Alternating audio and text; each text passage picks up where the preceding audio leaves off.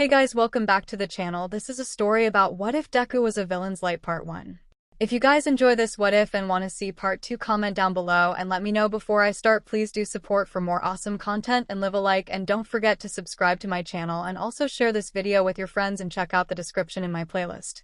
The author of the story Mrotrax from fanfiction. So let's start the video. Those society rejected.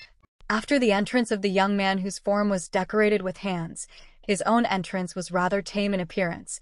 He just stepped out behind him and took a stance beside Nomu as the leader of this league began his opening speech. He could at least take solace in the fact that his costume stood out a little bit even amidst the many monstrous transformation quirk users and 2-bit criminals. A simple bartender suit with black gloves, covered by a cloak one would associate with Victorian-era gentlemen. What most stood out was, in the right corner of his completely black cloth mask, there was the right corner of an All Might mask. "Hey, where's All Might?" the blue-haired man asked. Glancing around, our lead saw that the symbol of peace was nowhere to be seen. Great, this just made things so much more complicated and easier at the same time. His plan would be enacted if the man-child leading this remembered that. The schedule said he'd be here. He was probably delayed, our lead pointed out, pulling out a phone showing All Might stopping a villain holding a family prisoner. Like you extras could do anything. That voice. Oh, how he knew that voice, and he despised it. Yes, he despised it so much he broke the plan and walked towards the class and met the blonde, closing his eyes under his masks as he kicked his arms upwards. "Hello again, Katsuki." His true voice was distorted by the scrambler on his neck under the masks. "See, you got into you. Do I fucking know you?" 𝗵𝘃𝗀𝗁 asked, a brow raised. 𝗵𝘃𝗀𝗁, do not provoke him and stay back. Eraserhead ordered, but he went ignored. Relax, this guy's nothing more than a pawn, maybe the 4th strongest at best. I can take him. The villain sighed and rubbed their forehead. Seems that ego stayed. You keep acting like I'm supposed to recognize you. 𝗵𝘃𝗀𝗁 snarled. What, you an extra I passed? Another sigh, this one far more annoyed, came from the newcomer's masked mouth. "Sigh, tell me, does any of this sound familiar?" The masked villains started, clearing their throat. "It's all I've ever wanted since I was a kid. I can still try, right? Or how about this one? No competition, you're amazing. No. How about this one? Stop, you're being mean. What is he talking about, Baku bro?" Ejiro Kirishima asked. This made the masked boy chuckle. Well, look at that, Tomura. You're not the only one who doesn't background check. Tomura, the hands-wearing villain, humphed, still stewing in irritation at his target not being here as he began to scratch himself. The masked villain then returned to his target. "Of course you wouldn't remember what an extra said to you. Well, how about this line straight from your own mouth?" He cleared his throat again and fiddled with his neck. When he spoke this time, his voice was exactly the same as Katsuki's. "You know, there is a way to get a quirk. Take a swan dive and hope you get one in your next life." Katsuki's eyes widened as the masked boy smirked under the cloth, delighted at the prideful grin on the blonde's face being replaced by a gasp of shock and disbelief.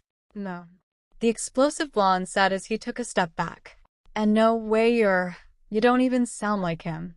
The newcomer pulled up his collar, revealing a small microphone and audio scrambler on a collar that he crushed under his shoe.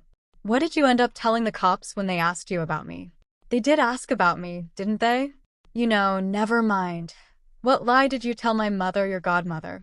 he asked, his voice much younger and, dare some of the students say it, sweeter sounding. As the masked villain rambled, Katsuki 𝗵𝘃𝗀𝗁's mind was a myriad of flashbacks and memories. They had started sweetly and bright, but grew darker and darker, and he knew he himself was the cause of that. Deku? Evidently, it was the wrong thing to say.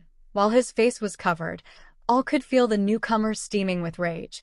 Some of the other villains even backed away from him as he stepped forward.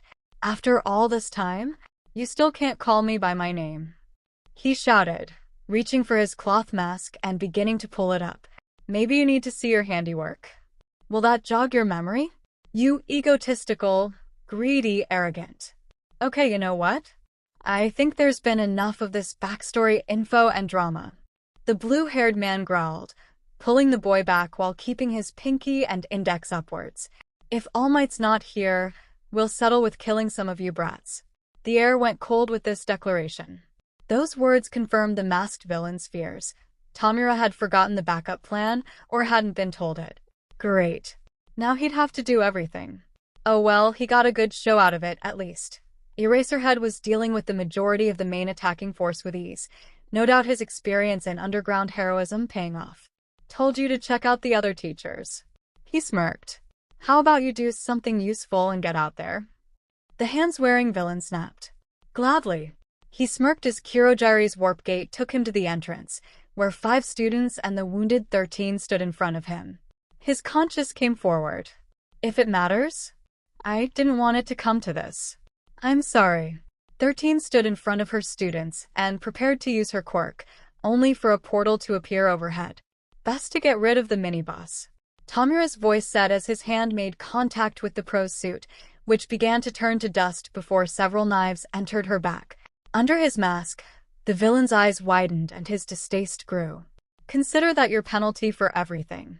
The warp gate vanished, leaving the villain facing 3 male students and 3 female students. He took a step forward. Rikadu Sato downed a sweetener, his strength increasing as he raced towards the villain, a powerful punch landing and sending the attacker skirting back. Strength enhanced by sugar, interesting. The villain mused. Why are you doing this? The boy snapped as he swung more attacks, which were narrowly avoided. You're clearly not as crazy as the handjob guy. The masked villain deflected a few punches, feeling the sting of the blows. Everyone needs money to eat, and he's the only one who could take us. Us? One of the girls with chestnut hair asked. The realization he had spilled the means distracted the villain long enough for another punch to land, cracking his all-might mask and leaving him distracted long enough for another of the boys to shoot out a tape from his elbow, pinning his arms to his sides. Thanks, Zero. Sato smiled as he pinned the boy to the ground as his classmate walked closer. Now, start talking. In pain and irritated, all the villain said was, You shouldn't assume you've caught me. Clink. Guys. The octopus-looking boy pushed his classmates out of the way as the villain broke free of the tape, revealing he had blades coming from his wrists. Please, just let me. He started, but he was cut off by the octopus boy going on the offensive, his body shifting all over so as to avoid attacks. Wow, I've seen a few other malleable body quirks, but yours is the best so far. Flattery won't save you, villain. Shoji howled, only to get light slashes on his shoulders. The villain then felt something wrap around his legs and found himself being flung upwards by a frog-like girl. Okay. The pink-skinned girl had called out to the chestnut-haired one. Getting a nod, they high-fived and suddenly, the pink girl was floating upwards towards the attacker, while a slime of sorts gathered between her fingers. The frog girl's tongue left the villain's feet and gravity began to kick in. However, just before that, release. The pink-skinned girl began to fall and slammed her fist into the attacker, who screamed in pain from the burns and the strength behind the blow. While not as much as the first boy's, it was painful nonetheless. The cloth part of his mask melted, revealing a green eye and some freckles. But while there was an impact seconds later, where there should have been a body, there was a pile of mud. Mina, behind you. 𝗬𝗎 shouted. A hand clamped over Mina's mouth as an arm wrapped around her waist, pinning her arms to her sides.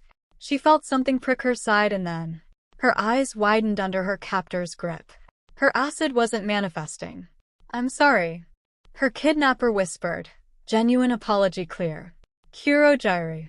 My part of the plan is done. Port me back. Wait, what? 𝗏𝗵𝗲 snapped. Where the hell are you going? Away from here.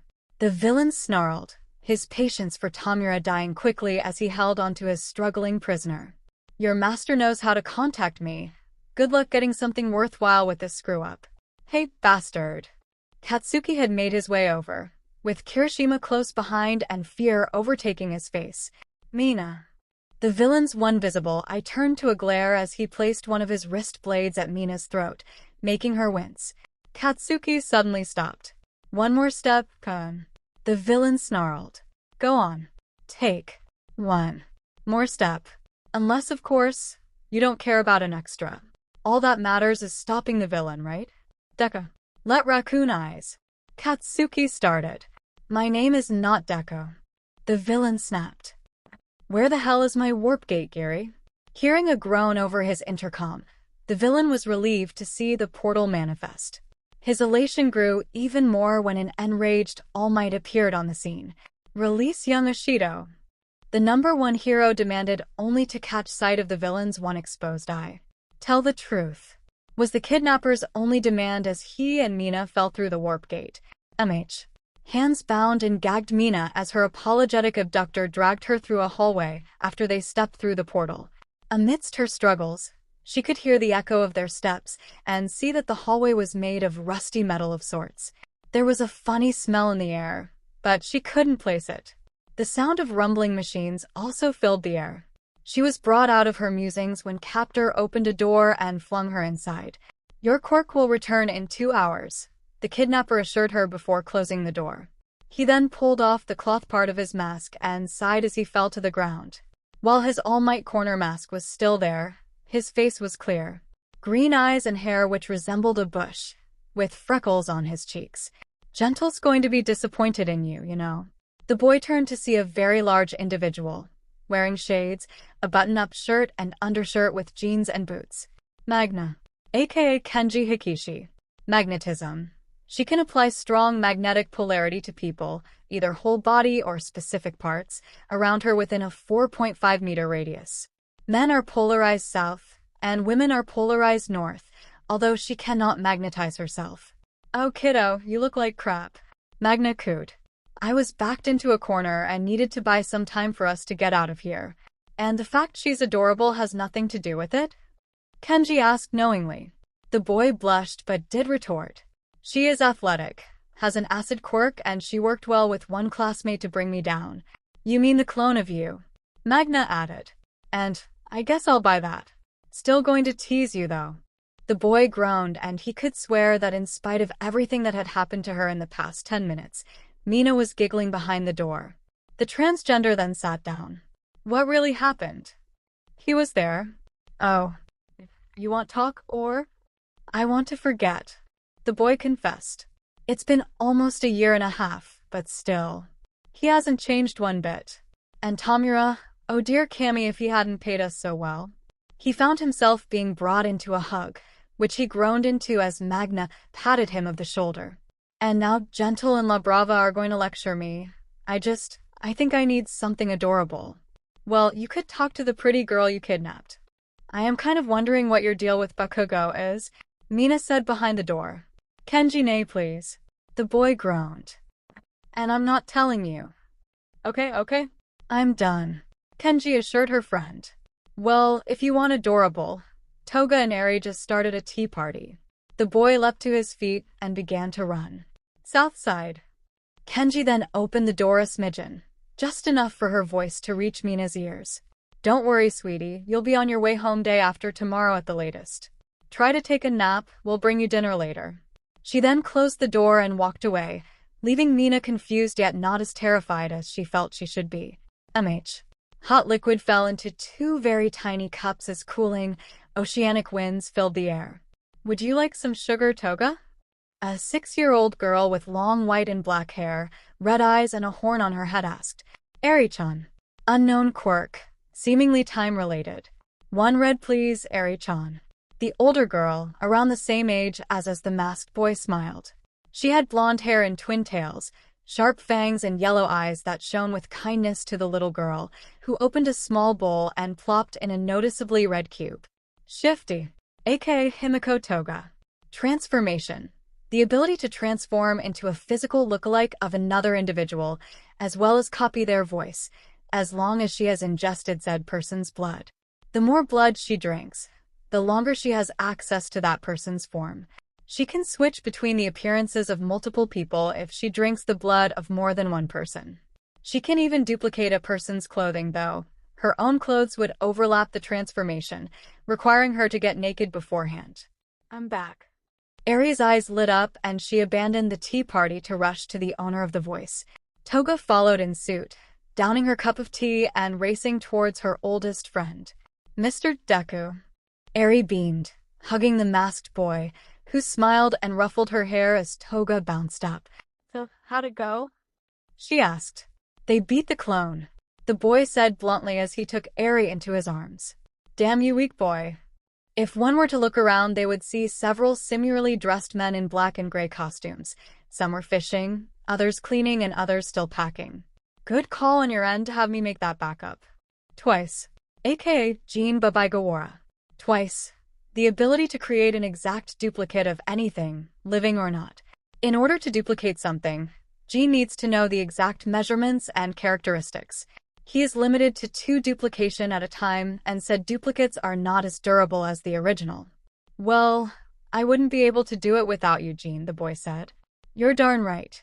Oh, don't be so modest. Oh, I'm calling you right now. Ghee said as he handed the boy a phone. What did you want? The boy asked. How and why should I care? Something big. Would you like a cup of tea, Mr. Twice? Eri asked. No, thank you, Eri.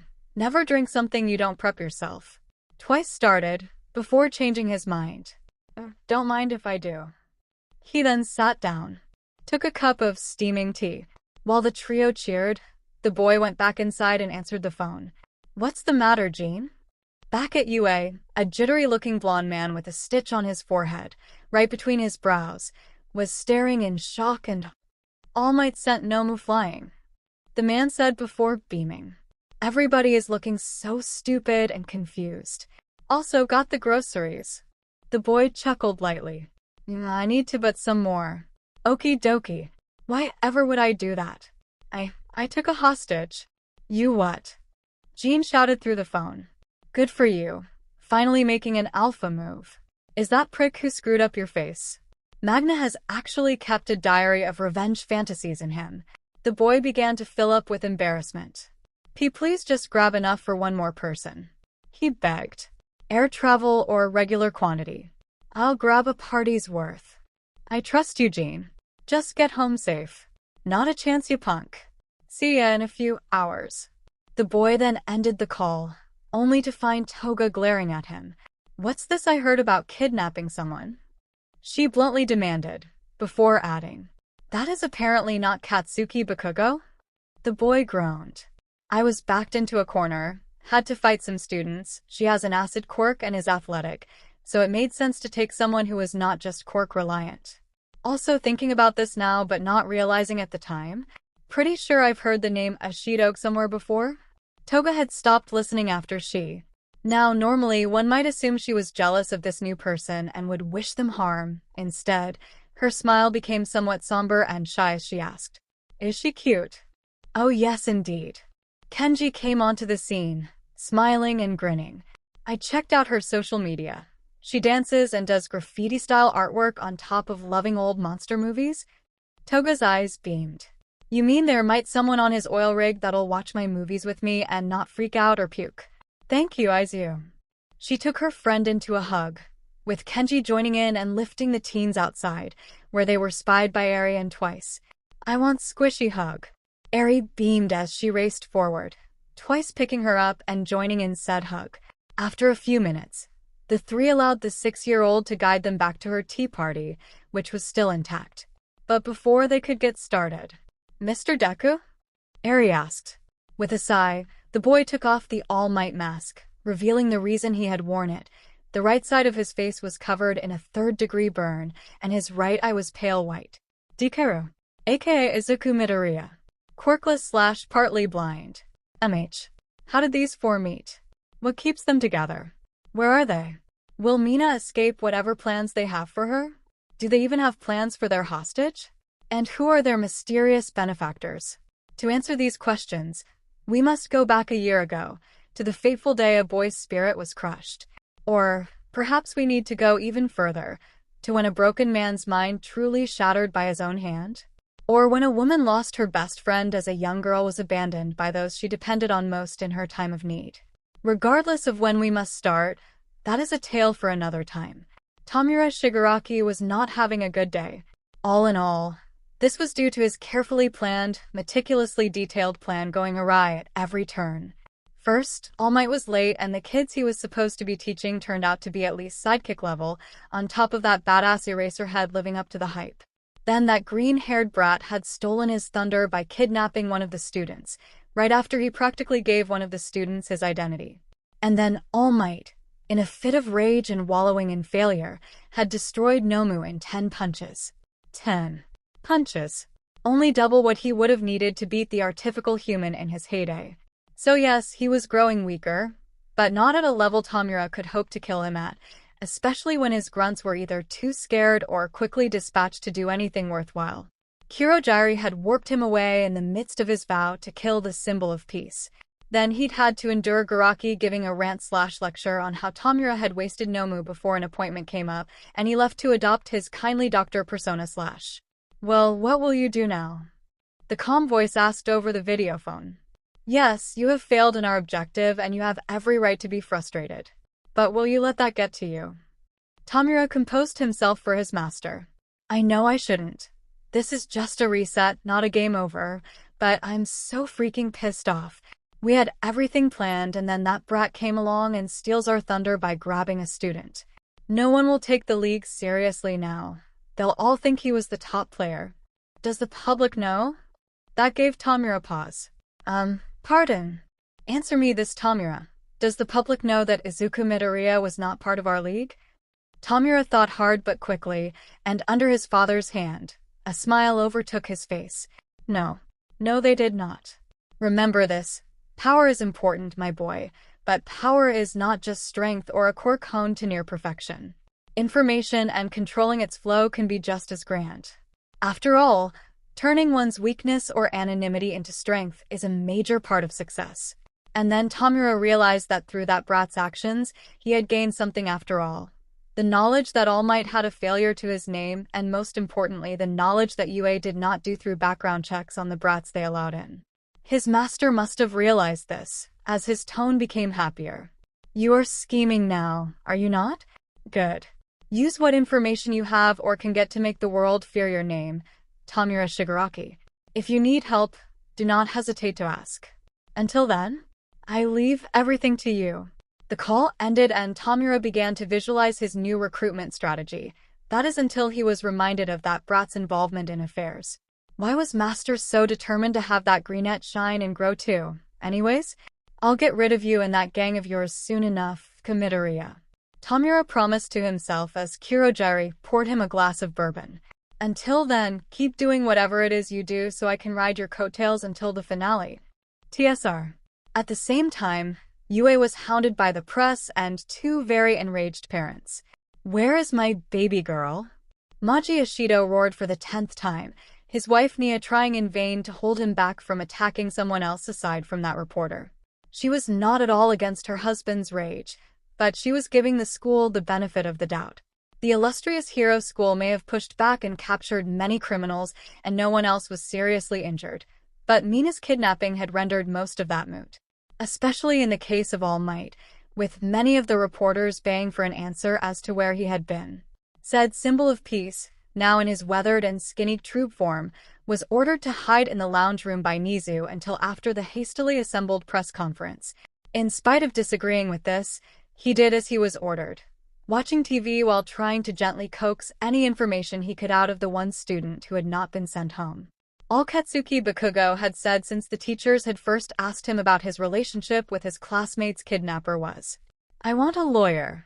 13 had been rushed to the hospital, and along with the bruised and battered Eraserhead, was being alone amidst the hundreds of questions. Indeed, the Ishido parents had expressed the deepest thanks of the 2 pros for all they had done, and Shota Aizawa, the true identity of Eraserhead, had outright told everyone the second the press release was finished he would begin hunting for his kidnapped student. With that, the press was all but ordered to keep this short and sweet, and for once, they obeyed. Tae got the details of what had happened, and many were already planning stories on how UA may have allowed a bully in, and one of the bully's victims had become a villain.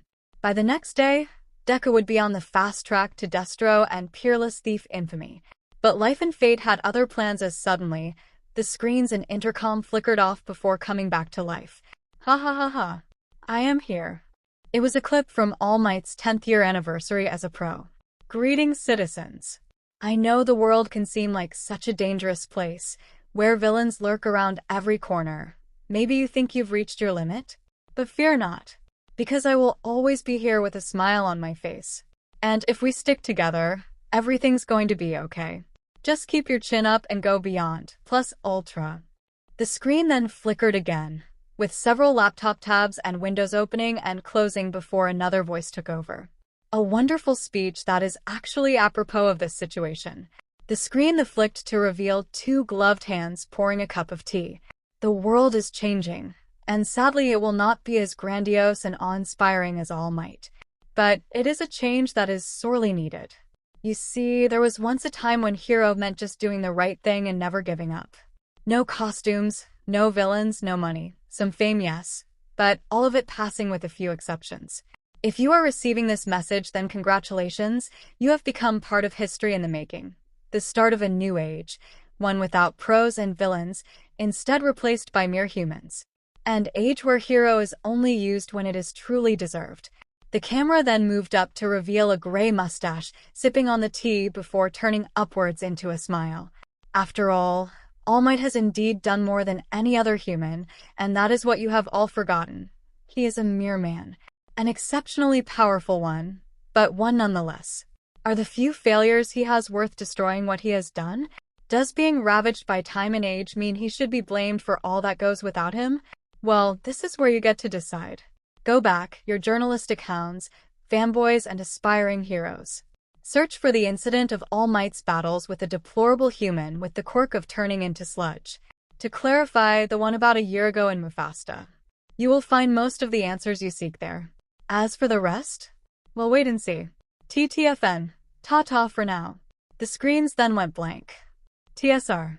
Mina stood tall, waiting for the door to open so that she could attempt to escape. True to her kidnapper's word, her quirk returned after a 2-hour nap, easing much of the worry the teen girl had felt overtaking her form. She had then quickly decided to try and escape, or at least get an idea where she was. As truthful as Kenji had sounded about her being returned home in a day and a half, she was not about to take any chances. The further away she could get away from her kidnapper, the better. Even if said kidnapper was surprisingly apologetic, and if he sounded cute. So now that it was around dinner time, Mina had begun to form a ball of acid in her arms, either to melt her way out or fling at whomever came to bring her food. In theory, a sound idea, if not for the fact that Mina's acid did not have too many adhesive properties, or at least not enough for the ball to be as big as she wanted. She had been at this for 3 hours, and the orb was now only as big as her palm. In hindsight, I did know this was going to be tricky. She mused to herself as the door creaked open and she readied to fling the acid she had gathered at whoever was checking up on her, then hightail it out of here. But when the door opened and in walked in the single cutest little girl Mina had ever seen, she hastily dropped the orb of acid behind her and tried to compose herself as if she had not been doing anything. "Oh wow, you're pretty." The little girl smiled and Mina's pink face flushed with purple as a blush overtook her. "Oh, I am sorry." No. Mina assured the little girl. "It's okay, sweetie. I'm just not used to being called pretty." The little girl rose an eyebrow in confusion. "Why?" Mina couldn't help but chuckle at the simple ways a child thought before realizing something. There was a little girl, no older than 6, in a place of villains. Mina now had a new objective. If not herself, at least get this little girl out of here. "What's your name, sweetie?" "Eri." The little one beamed. Mina, feeling her cuteness begin to overwhelm her. "I'm Mina. Do you know a way out of here?" Eri's face suddenly became sad and Mina began to fear for the worst. "Why would I leave Mr. Deku and the others?" Eri asked, her tears beginning to well up. "They saved me from Mr. Chisaki. Deku and Mr. Gentle tell me stories. Kenji makes me toys. Jean gives me apples and Toga taught me to braid and gets me good clothes." Mina knelt down and hugged the little girl, regretting her question and making a point to find out who this Mr. Chisaki was, if Eri considered Deku and the others she mentioned as better people. "I'm sorry, sweetheart." Mina cooed. Are you scared?" Eri guessed. "I was too. But Deku and the others are all really nice to me, and Kenji told me that you're our guest." "Kenji." Eri remembered how sincere she had seemed and began to lose her will escape and trust what she had said.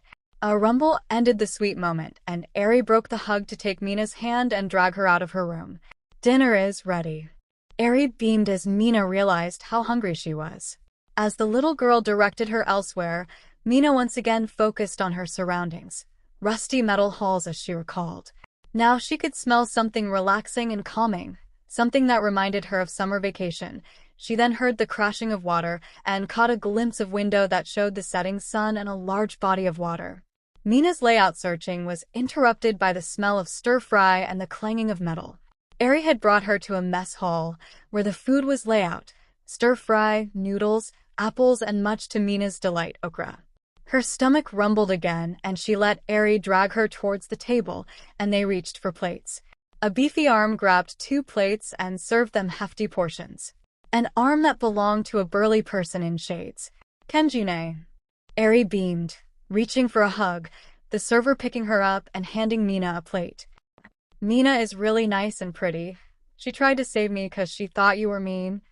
Mina began to cower, but Kenji just chuckled. Did she now? Well, thank you for looking after Eri-chan, Mina, was it? Mina did not. Yeah, he definitely did grab you for the reasons he said and 'cause you're adorable. Where is? Mina started, only to hear the clashing of metal again. 𝐒𝐬𝐢𝐧𝐬. He's our guy. If he can't do it, I'ma cry. The 3 girls looked to see Mina's kidnapper clashing with a blonde girl in a cardigan who used butterfly knives and box cutters against his wrist blades. Stop being obvious. The girls shouted, shake it up. Deku ducked and delivered a kick that his foe barely dodged before attempting to chop at her left, which she dodged, but gave him time to get behind her. Good. Keep me distracted? The girl beamed. 𝗧𝗪𝗧𝗪. Win it all. Show that schoolgirls can be tall. All looked at him. What, you try rhyming, I ain't no Dr. Seuss. His voice then became scholarly. 𝗧𝗪𝗧𝗪, this has been going on. Aren't you hungry? The 2 teens paused, and 𝗧𝗪𝗧𝗪 kicked Deku to the ground before helping him back up, a smile on their faces. 2 out of 3? Deku asked. Nah, you've improved enough. 𝗧𝗪𝗧𝗪 waved. It was then that Mina realized something. Her kidnapper had been holding back. No, not really. The clones are only half as strong as the original. Huh. You done got punked. Mina yelped and grabbed Eri away from the seemingly bipolar man in black and gray. Don't worry. That's a side effect of overusing his quirk. 𝗧𝗪𝗧𝗪 said as Deku caught his breath. She gasped and rushed over to Mina. Hi there. My name's 𝗧𝗪𝗧𝗪. Kenji said you like monster movies and dance. Is that true? Mina was unsure how to feel. This girl seemed nice, but she had been kicking Deku's, but it was then that Deku realized something. 𝐸𝐴𝑟𝑖. WWY is SSSHE? Eri smiled adorably. I wanted to meet her and show her how nice you and everyone are. Mina then got a good look at her kidnapper. Messy green hair, freckles, emerald eyes. No make that eye. One of them was surrounded by burns and was pure white. Oh my gosh, he's adorable. Her thoughts were confirmed when... My masks. Deku screamed as he began to frantically flip everything over. Where are my masks? Here. A new voice entered. Oh, thanks, gentle. Gentle? Now standing in the room was an older-looking gentleman in a tuxedo-like costume, accompanied by a red-haired girl in a similar costume around Eri's size. But Mina saw the budding form a teenager. Oh. The girl said. What you have to say, 𝗧𝗪𝗧𝗪? Deku, or 𝗧𝗪𝗧𝗪 as he was also known, smiled weakly before promptly turning around and running as far as he could, only to find a blue aura to surround him and send him flying towards the redhead. Wait. Kenji, stop the magnetism, the girl demanded in a hurry. He's too FA. The 2 slammed into each other and went rolling, making all others wince. Oh well. At least it wasn't me this time. 𝗧𝗪𝗧𝗪 nodded, twice, and Kenji following suit and high-fiving her. Sorry, Minami. Kenji called out as she and the older gentleman helped the teens up. La Brava Magna. Minami aka La Brava groaned. Well, you called Deku 𝗧𝗪𝗧𝗪, so... The older gentleman then walked over to Mina, his dead eyes making her uneasy. He then reached for the teapot and poured himself and her a glass before taking a deep breath and bowing. Young lady, I apologize profusely for your abduction. It was not part of our plan. If Deku has done anything ungentlemanly and or perverse to your person, I assure you that he will be punished for it. Why is everyone assuming that? Deku shouted to the heavens. making Mina giggle when he cowered under Gentle's glare. Then by all means, tell us exactly why you thought kidnapping a UA student was a smart idea, 𝗵𝗲𝗄 demanded. I was pushed into a corner, Deku explained. Tomura was going to go on a killing spree. I was set up against 5 students and Mina. Oh, first name already? Manami and Kenji cooed, Mina giggling in spite of everything, mostly because Deku was blushing. Eri put her food and hugged Deku's leg, making him smile and mess with her hair before he continued. Mina seemed like the person who came up with the plan that took my clone down. Besides, she's a triple threat, powerful quirk, athletic, and able to work with others. Yeah, that frog girl. See, Mina cut in, then clamped a hand over her mouth. And others seemed strong, but I thought it would make sense to grab someone. Oh God, I kidnapped someone. How I did not consider how this would look. Mom is going to kill me if she ever finds out. He then fell to his knees and groveled at Mina's feet. 𝗏𝗵𝗲. Mina was now very unsure how to feel. Yes, she was kidnapped. Yes, these were criminals, but this seemed to be misguided more than anything else. Toga cooed. It's kind of cute. Are Aizu and Mina a match made in Stockholm? Or, wait, was Stockholm or Lima when the kidnapper falls? Gentle and 𝗵𝗲𝗄 both cringed. What in the name of all that is sacred is romantic about Stockholm and or Lima syndrome? The diminutive girl asked. I don't care what Beauty and the Beast says. Holding someone against their location is not romantic. It's a BuzzFeed and demeaning. And Lima syndrome is just plain unprofessional behavior for a villain. Gentle added. That's what got the peerless thief after all. Does that even count? Kenji asked. He was a rapist. I'm sorry, the peerless thief? Mina asked. Who was that?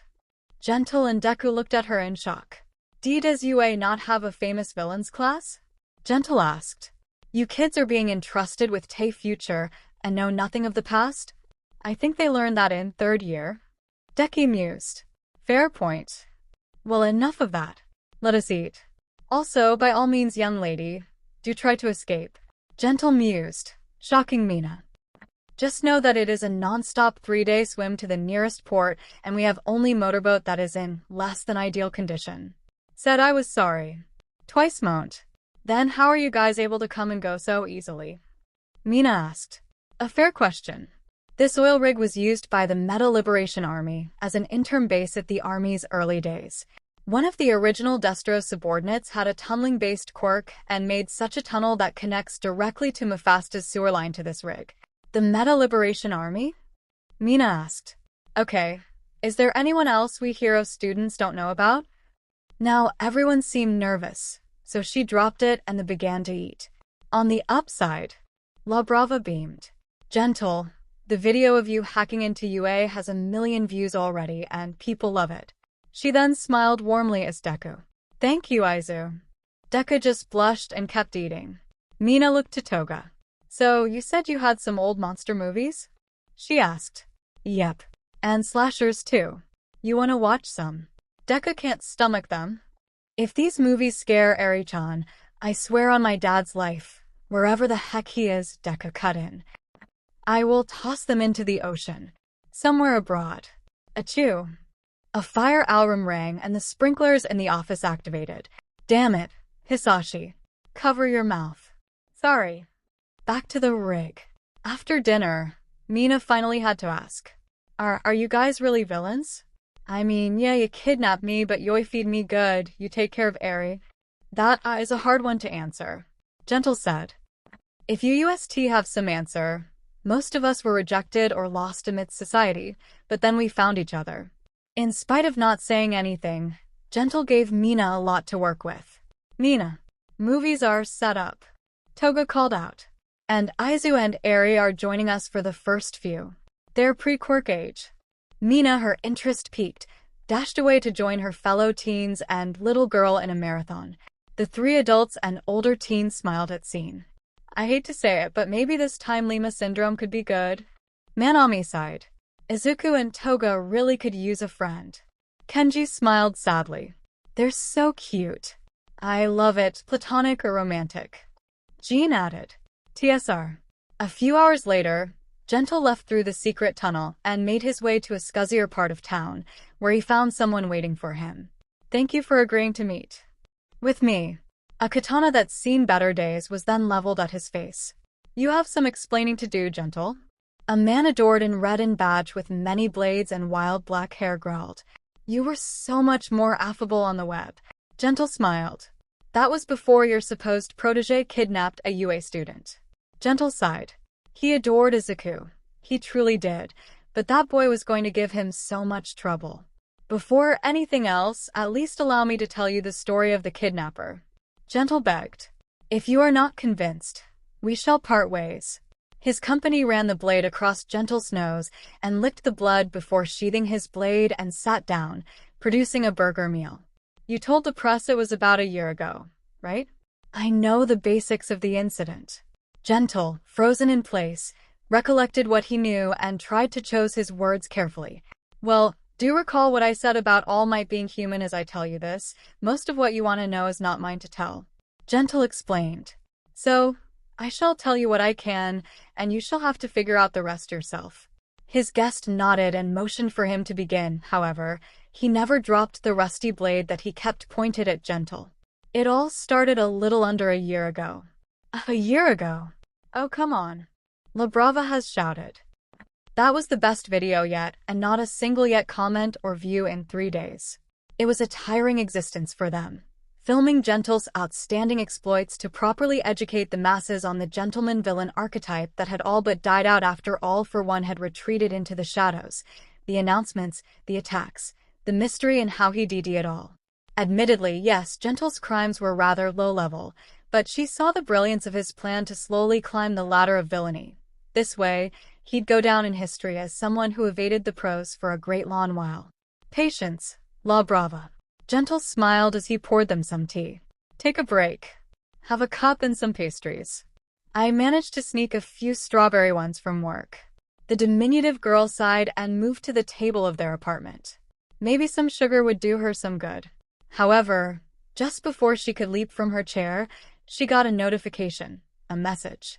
She opened it and sped read it. "Boy injured. No pros available. Come to this address. Can't step outside. Please hurry." Encrypted. A very odd and desperate message, to be sent to them of all people. Whoever this person was, they had a few screws loose. However, out of habit, she got the address barely a half-hour from them, surprisingly. "Seems tea will have to wait." 𝗃𝗏 was already in his costume and reaching for the door. "𝗃𝗏," 𝗵𝗃𝗏 called out in worry and fear. "What are you thinking? This whole thing could be a setup." "Of that I have little doubt, my dear. But even still, do understand. I want to become a great villain, 𝗵𝗃𝗏. I do not want to be a monster. Whomever sent this also knows about us, and they seem to think we are good enough people to respond. Besides, if it is a trap, the heroes will no doubt be humiliated when the truth comes about." And with those words, her fear vanished, replaced by adoration and love for this man in front of her. Without a second thought, she leapt into her costume, and they made their way over. The address was an abandoned and run-down building, but they spotted a light in a window. With a nod, 𝗵𝗃𝗏 used her beloved's quirk to bounce upwards to the window, which was hurriedly opened. As she fell back down, 𝗃𝗏 joined in the leap, holding her in his arms with his cane at the ready as they leapt into the room. What scared them the most was the smell of sizzling flesh. And not beef, chicken, pork, or any kind of fish. They followed the scent and gasped at the sight, a junior high student, covered in soot, bruises, and with the left corner of his face practically cooked. Standing over him was a large person in shades. "Oh, thank Cammy," they sighed. Someone finally responded. Present day. He had apparently fallen from the sky right in front of the building in the state I described. "That is the extent of my knowledge to my protege's background," 𝗃𝗏 said as he began to feel movement again. "From there on, until he was able to remember some details of his life, we put up his notes on various sites and sold them to the highest bidder. We have sold to both sides for what they consider cheap prices, but no deaths can be attributed to my dear boy." His company didn't seem to be convinced. "You've had him for a year, and that is the extent you know of his past?" 𝗃𝗏 sighed. He should have known 𝐒𝐭𝐚𝐲, aka Stain, would not accept such paltry amounts of information. Very well, his name is Izuku Midoriya, son of a stay-at-home mother and an overseas working father. Kenji could fill in any of the blanks.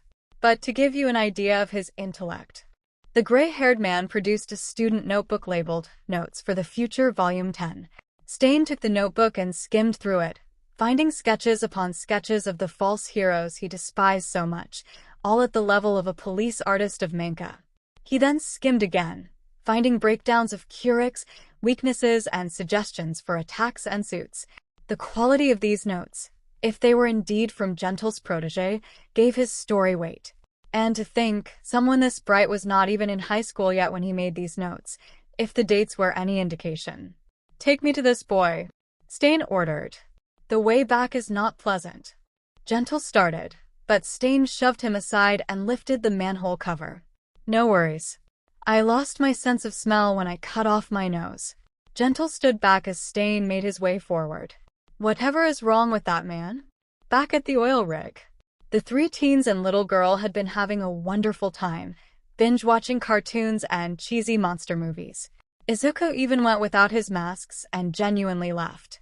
Twice later brought them some snacks before joining in, only to leave before the climax due to either boredom or remembering something to do. "Alrighty, that's enough for one night. Time for bed, Eri-chan." Izuku smiled gently as he picked up the unicorn and Toga shut off the TV. "But I'm not sleepy." The little girl weakly whined amid a yawn. "Well, we're hitting the hay soon ourselves, sweetie." Mina cooed. "If you don't sleep, you won't grow big, strong, and pretty." Eri, seemingly buying this, yawned and nuzzled into Izuku's arms as Toga leaned in beside Mina. "I thought we were sneaking an alien to scare Aizu for kidnapping you," she whispered. "We are just saying that," Mina whispered back. Suddenly, a portal appeared and a familiar head of blue hair with a hand attached to it stepped out. "Hey there, Izzy." "𝗵𝗲." Izuku and Toga said the name with disgust, Eri with fear. Mina wordlessly took the little girl into her arms and stepped into the next room, Toga following them, but never ceasing her glare at the supposed leader of the League, who stood in front of Izuku. The boy and young man did not have the best relationship even before a few hours ago. There is no way this would end positively, so you can imagine Izuku's surprise when 𝗵𝗲 smiled under the hand on his face, his eyes having caught sight of Mina. "Nice catch with the cutie, Izzy," he smirked. "Never pegged you as the exotic type.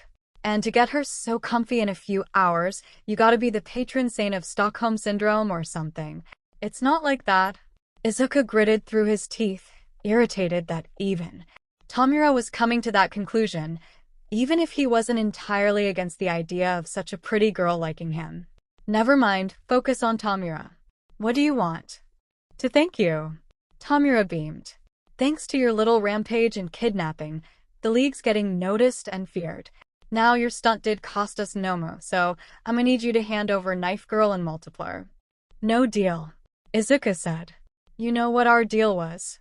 "A deal you blew," 𝗵𝗲 pointed out as he placed a hand on the table the snacks had been placed on. Instantly, it was gone, leaving nothing but blackened ash. "I'm entitled to reparations. And 2 of yours will do." 𝗵𝗲 then sneered. "Unless, of course, you want the Yakuza to know what happened to their jackpot." Izuku's brows furrowed and his wrist blades were unsheathed. "Oh, what's this? Thinking you're tough shit just 'cause you added a babe to your party and made your leader look bad? You're not. I know where Mommy Dearest lives, you little shit." 𝗵𝗲 growled, delighting in the shocked look that crossed Izuku's face. "You know what that means? Your ass and the ass of everyone in your little clique? It works for me until I say I'm finished." Clunk. Izuku's wrist-mounted blade took off the hand on 𝗵𝗲's face as it landed on his other arm. On instinct, 𝗵𝗲 grabbed it and placed it back on his face, barely hiding his anger but still smiling. "You see? Shit like that, on top of your analysis. I ain't never letting you go, but with that kind of attitude, you need to play a penalty game. So a Knife Girl and 𝗵𝗲, or the brat and the babe? Who is it going to be?" Izuku sheathed his blade and took a step back. 𝗵𝗲 then saw that his one working eye seemed relaxed, and he was smiling. Shink. Another blade was placed at 𝗵𝗲's neck, this one a real-ass goddamn sword. "So, This is the leader of the League? A psychopathic man-child. The owner of the voice placed everyone on edge, at least until 𝗏𝗏 appeared beside him. Everyone, meet 𝐒𝐻𝗵𝗲 𝗔𝐿𝐼, 𝗏𝗏 announced, otherwise known as the hero killer 𝗧𝗵𝗲. All expect Tomura froze in horror and confusion. The blue-haired decayers simply smiled. You interested in joining this band of miscreants and misfits? Possibly. The League? No. 𝗧𝗵𝗲 said simply. This was not what Tomura wanted to hear. And why is that, if I may ask? I'll answer your question with one of my own. What is your end goal of Shigaraki, was it? Kill All Might and whatever pisses me. That was as far as he got, as 𝗧𝗵𝗲 nicked Tomura, kicked him away and licked the blade that had drawn blood, freezing the young man. You're no more than a mangy mutt, no actual motivation. These may be no different, but I can at least see camaraderie between them. Now, get out of my sight and tell your master then after endeavor? I will find and kill him. Also, you can add the table to our payment, 𝗏𝗏 said, pointing at the black bits. That was a pre-first generation, industrial grade, yet still sleek, stainless steel table which was part of the MLA's first base of operations. 𝗏𝗏, ever the villainous fanboy that he was, would be damned if he didn't replace that table with something of similar quality. He still felt bad using this historic place as a base. Minami cooed in adoration at her beloved 𝗏𝗏 making a demand of the decayer, nary a worry or care for the consequences. Tomura simply groaned as Izuku kicked him back into the portal. Is he gone? Toga asked, peeking out with Eri and Mina. Yes, Himiko, 𝗏𝗏 assured her. Tomura has left, and we have a potential new. Eri screamed and ran back, shouting. Scary. What did I do? 𝗧𝗵𝗲 asked, genuinely confused. Elsewhere, the Hero Public Safety Commission, the de facto controllers and appraisers of heroes. It was a necessary organization in the quirked world, and much like the world itself, a flawed one. Now, let it be said that not all members were corrupt, and many of them genuinely did what was best and needed to be done. Sadly, the ones with the most power were not usually among these, especially with their chairwoman busy handling the PR nightmare of what had transpired that day. So, we're all in agreement. Lady Nagar has been dispatched, as have a band of cleaners. And what of the kidnapped student? Sadly, she was killed by the villains. At least, that is what the reports will say. We're running a dangerous game here. People will start looking into just how they were found. I doubt anyone will happy to learn all hero suits, both normal and pro, have secret trackers only we can access. What 𝗎𝗎 doesn't know won't hurt him or UA. You mean what 𝗎𝗎 doesn't know yet? Another official added. Back at the oil rig. Later that night, Mina found herself being lifted from her bed and being taken outside. Izuku? She asked, half awake. The boy paused for a second, then kept walking along, gently placing her in a motorboat. Just go straight, he whispered. It's all fueled up and 𝗧𝗵𝗲 fixed it. You'll reach the port in an hour and be a block from UA. Go to them or go home. Mina realized what was going on. Why, you're letting me go? Izuku nodded, which made Mina smile and then frown when she remembered something. I promised Eri-chan I'd teach her to dance tomorrow. Now Izuku winced, although his was far more comical and cute, at least in Mina's mind. Yes, even with the burns and blind eye, it was like this boy was built to be adorable and awkward. And I thought I had to worry about Toga's reaction? Izuku mumbled to himself, already mentally preparing to be chased by Toga. She had, par none, being the most delighted at Mina's arrival, someone to watch monster and horror movies with while gushing over Eri and whatever male heroes they found cute. The fact Mina hadn't judged her based on her quirk was a nice addition as well. Then something happened that shocked Izuku to his core. His kidnappee hugged him. Stay safe, the pink-skinned girl whispered, her voice revealing she was hiding back an emotion of some kind. That brought tears to the boy's working eye. He wanted to return the hug, but he pushed her onto the boat and revved up the propeller. Become a great hero, Izuku said before turning around. However, he stopped. And, could you pass along a few messages? Mina nodded, her attention rapt. To Bakugo, take your own advice. To All Might, he is still around and your teacher's legacy has been corrupted. To your classmates, I am sorry. And if you meet her, 𝗬𝐭𝐚𝐲, I am so sorry and I love you so much, Mom. He then forced the boat to float away, quickly turning around and forcing himself not to look.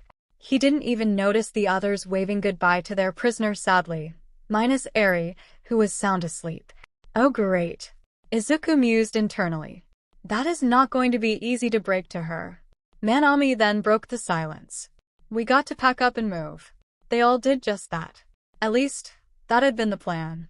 Explanations for a later time, my hopeful friends. Before anyone could say a word, they were engulfed in a bright light and found themselves floating just as something hit the oil tanker, which burst into flames. TSR.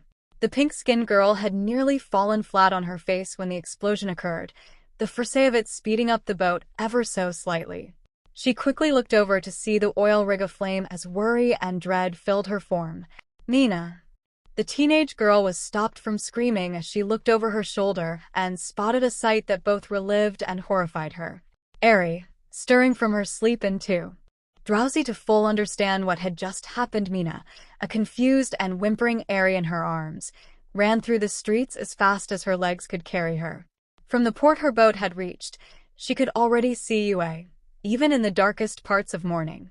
The pink-skinned girl's mind was a mess. Her still conflicted feelings for her supposedly now dead kidnappers, the meaning of some of the messages Izuku had begged her to pass along, and now keeping Eri safe and somewhat emotionally stable. If her teachers were to see and grade her on this, they'd have given her a B. She whispered assurances into Eri's ears and patted her hair, all while running, leaping and sliding towards her school, praying to every deity she could think of that someone would be there. But in her hurry to get to Yue, she neglected to be aware of her surroundings. Mina realized this when she felt something wrap around her feet, sending her falling to the ground and dropping Eri. Miss Mina. The little girl tearfully begged as she raced towards the only familiar face she had left, only to freeze when someone landed right in behind her. Something Mina quickly realized. Stay away from her. The pink-skinned girl demanded. She tried to fling acid at their attacker, with only a few droplets coming out due to her exhaustion. Eri, run. Get the building that looks like an H. They'll keep you safe. The little girl was torn between doing as she had been ordered and worrying about Mina. She was also reliving a memory that she both treasured and hated. Two big kids doing what no hero or other person was willing to do, standing up to that monster and taking her away as said monster, and a few heroes chased after them, all while they assured her everything would be better. And they had kept that promise until just a few minutes ago. The figure then finally made themselves known with a simple name, Ashido. Mina stopped struggling and took a better look at what had ensnared her, a very familiar scarf. Mr. Aizawa? She asked, begged this was real. Tears she had been holding in escaped at the sight of her scraggly, hobo-looking homeroom teacher, now covered in bandages and with his good arm in a sling. Without another word, she hugged him, which he quickly returned, letting his tough guy image drop at the relief of his student being safe and sound. Eri's fear was now replaced with confusion, but filled with a sense of bravery. She ran over to Mina and hugged her in relief. Unknown to her, her horn began to glow. Suddenly, Aizawa felt his injuries lessening. Shocked, he spied the horned child Mina had been carrying. Questions upon questions filled his mind, but he had his priorities. Let's get you two to Yue. TSR. This was the last straw. Lady Nagant was something of a paradox in the hero world. She was known to the public and a popular enough hero for children to want to be like her, but she shined in a manner like her unknown college eraserhead. Her job was to eliminate threats to the Hero Public Safety Commission, which in turn were threats to the entirety of hero society. She did not enjoy that aspect of her job, but she saw it as a necessary part to keep the world running smoothly. In her mind, a true hero always considered the bigger picture and did whatever it took for the majority, even if they abhorred some of the duties needed to keep that smooth running. Nagant had immediately seen the need to get rid of the League of Villains, as they called themselves. They had broken into Yue and the Unforeseen Simulation Joint Rescue Training Center with great ease. Then one of the seemingly lesser members had not only kidnapped a student, but also hinted at the fact that some hero schools did not perform psychology profiling on prospective students, which they were mandated to do so. In this age of social media gluttony and overly emotional citizens and children, Not to mention that some of the students came from influential families, if even a hint of those got out. Luckily, the students seemed to be too shaken at the abduction of their classmate to consider this. But the HPSC had not stayed in power this long by taking chances. Nagant had been ordered to destroy the hostage-taker and anyone else with him, including the kidnapped student, who would have been reported killed by her kidnappers. It was standard procedure. A sacrifice would inspire hate for the League and give the heroes motivation to bring them down. She had had to do this before. She had done this before. But even before Eraser showed up, she had decided that, no, not this time. So when her college did show up, she smiled in relief, returned her gun to her arm, and made her way home.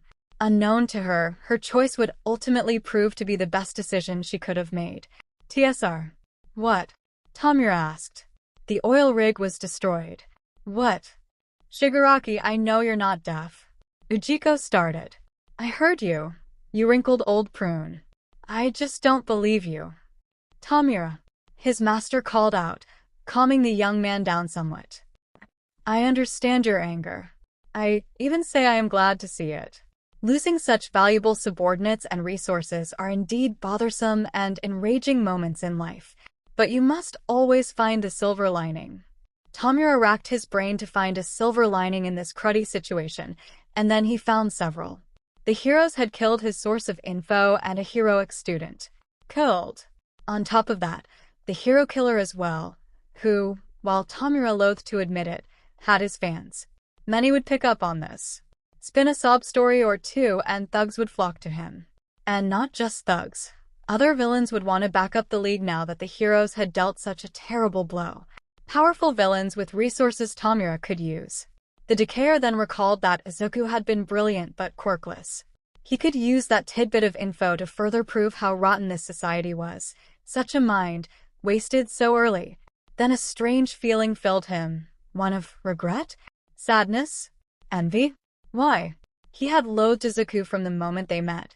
The green boy clung on to hope everyone had some good in them, or that things would work out. Izuku had in turn hated him for his bloodshed and rudeness. They had never agreed on how to do anything, and 𝗵𝗲 hated the fact that Izuku was somehow able to make friends with people who would have been great for the League. He should have been elated that pain in the ass was out of the way, right? So why did he miss the brat? 𝗵𝗲? Is something wrong? His master asked in concern. Sorry, sensei. The young man snapped back to attention. Just thinking. Unknown to him, he reminded his master so much of how he had felt when he had lost someone he cared for. Perhaps a potential new member will help? This got 𝗵𝗲's attention as in walked in a young man covered in burns and piercings. TSR. A piece of rubble from the destroyed tanker made its way to Dagobah Beach in the twilight hours of the morning. On said rubble was a glass bottle that contained a marble, which suddenly began to sparkle and shine before the bottle shattered as a man came from it. The man wore a top hat, smiling mask, and elegant raincoat with gloves, and the boots of a Victorian hunter, even holding a dashing cane to complete his look. His name was of some fame, but he preferred to go by an alias, Mr. Compress. Well, that took longer than I would have liked. A pity I can only watch from my marble. He mused as he glanced around before groaning. And such a terrible stage for the reveal. Oh well, it cannot be helped. He then reached into his pocket and produced 7 marbles. Taking a deep breath and a leap back, he then tossed them into the air, where they sparkled and exploded into Izuku, Toga, Stain, Gentle, Manami, Jean, and Kenji. Where is Eri? Gentle, empowered by Manami, had slammed their supposedly savior into the sand with a single arm. Izuku and Toga placed their blades at his neck as Jean wrapped his tape around the man's neck and Kenji raised her magnet. Their faces were all brimming with enraged tears and the promise to cripple at the very least. Stain simply stood where he was, although a hand rested on one of blades. Tell us where she is or so help me. Gentle and Izuku both declared together, Toga digging her knife in ever so slightly. We'll kill your ass. The authorities will have questions for you. Child-killing scum. Jean followed, his voices in rare pseudo-agreement. The little one is safe. Compress struggled through his gasps. I put her on the boat that the hostage was given. He struggled to pull out his phone and played a video of a sleeping Eri being turned into a marble, then placed onto the boat Mina had used, covered in a warm blanket the whole time, and some noise-canceling headphones, just in case. Stand down. This order came not from Stain, who even helped compress to his feet and dusted him off. Your grandfather, the peerless thief? While the actions in his final years marred his reputation beyond repair, I wholly admit that he was one of the great unsung true heroes of the early age of quirks. 𝗵𝗃, still catching his breath, smiled under his mask. How did you figure it out? I researched. Stain said, gaining looks and then sighing. Okay, fine. I want to say 𝗧𝗵𝗲. The green-haired kid's notebooks had a profile of a magician that came to a birthday party. Your quirk and last name were almost a match, so I assumed. 𝗵𝗃 took a better look at the supposed analyst and smiled. Oh yes, I think I recall you now. You were amazed by my quirk and asked so many questions. Izuku looked down at his feet in embarrassment, a blush at his face. So, what's the grandson of one of the 3 titans of villainy doing here? Gentle asked, his brow still in a furrow. Trying to become a part of history, just like you and your little lady friend. 𝗵𝗃 said with a bow. Either that, or steal your secrets and sell them to the highest bidder. He then laughed at their shocked reactions.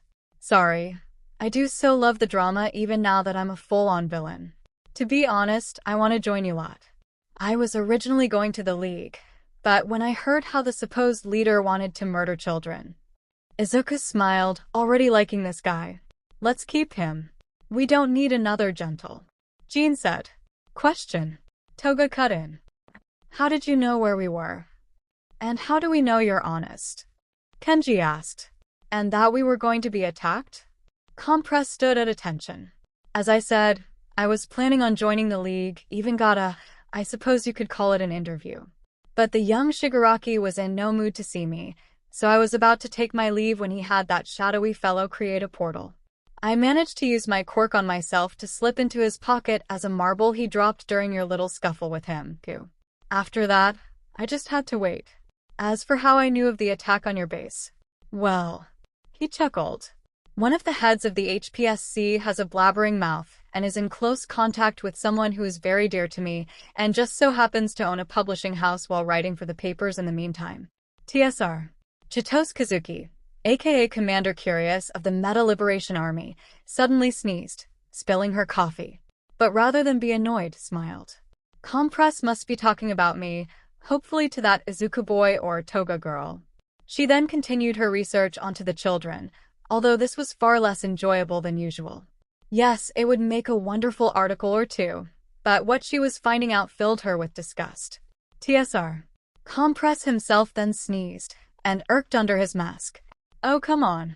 I just cleaned this. And I liked this design.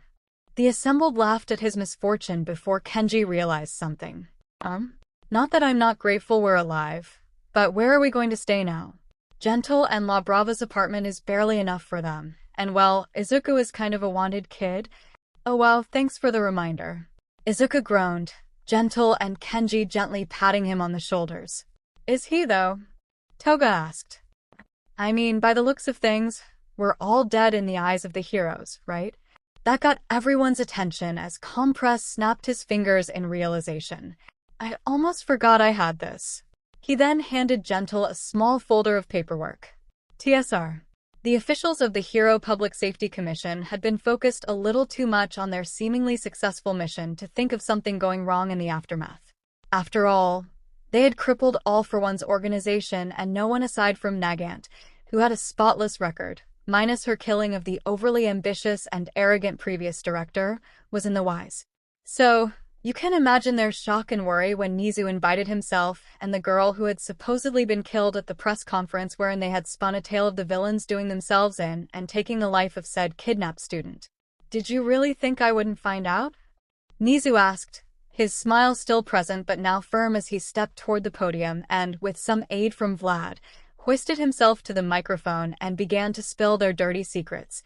The board, without the approval of the director, did indeed order a covert strike on the supposed branch of the League of Villains, one that seems to have been somewhat successful, with the destruction of their base and bits of their costumes found.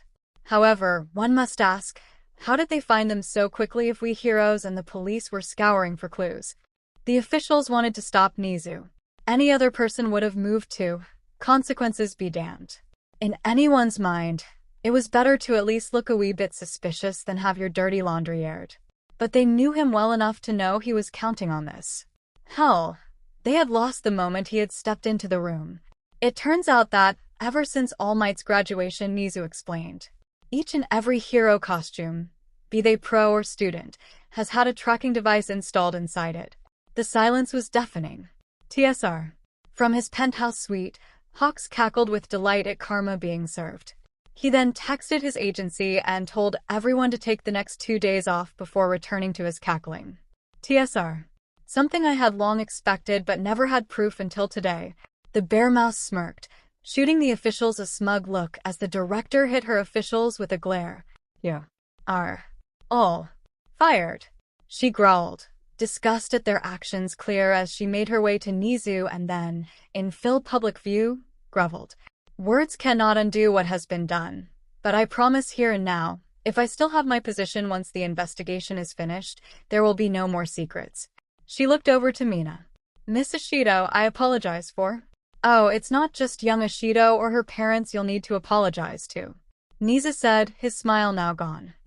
In their hasty actions, your subordinates murdered 2 innocent people, one of whom was not even 10 years old and the other suffering amnesia at the time of their actions.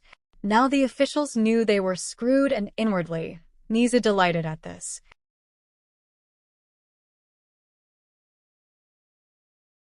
He had been half lying. Eri was in a playroom at UA, watching pre-court cartoons with Midnight and Present Mike. As for the amnesia bit, he suspected that had been true initially. Besides, he had plans for Izuku if he was still alive, as the bear mouse suspected. Anger and disgust filled the air, as another person suddenly made their way to the podium. Normally gentle eyes filled with nothing but the aforementioned feelings. Where is my son? 𝗏𝗏 Midoriya, who had been brought here by Chitose, demanded. TSR. The gang found themselves at a larger house in an upscale neighborhood that had seen better days. Home, Gentle had whispered, tears stinging his eyes as his friends hugged him in comfort. Home is where family is. The rejects and Stain made their way inside, finding the house a little dusty and some residue of graffiti on the gate, but otherwise in top condition. 𝗬𝗏𝗄 fought back the tears in his eyes.